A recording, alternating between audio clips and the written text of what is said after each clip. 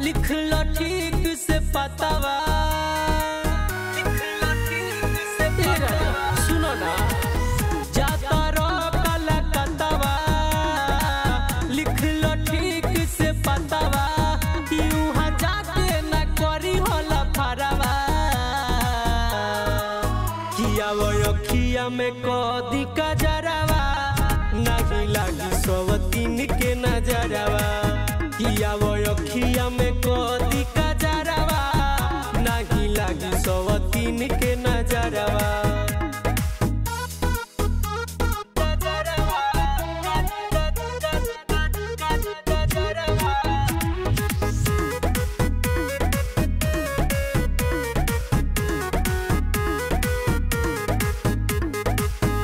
पहिला बेरा जाता रो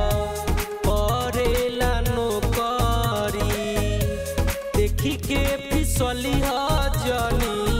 चिकन चिकन छोकरी, पहिला बेरा जाता रो करेला नौकरी, देखी के फिसली हो जनी चिकन चिकन छोकरी, रोज हमारा ला भेजी हो खबरवा, किया वो अखिया में कदी का जरावा, नहीं लगी सवतीन के नजरवा, किया वो अखिया में कदी का जरावा, नहीं लगी सवतीन के नजरवा।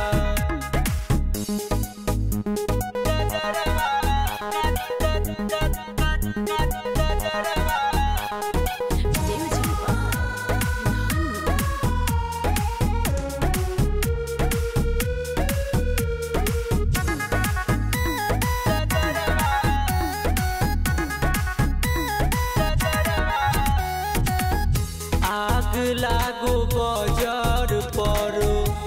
पहिला में नौकरी, अखिए के सोझा रही तो होत भले टोकरी, आग लागो बजार पर पहिला में नौकरी, अखिए के सोझा रही तो होत भले टोकरी, मन जे छोटू न पूछे देवरवा, किया वो अखिया में कदी का जरावा, नहीं लगी सवतीन के नजरवा, किया वो अखिया में कदी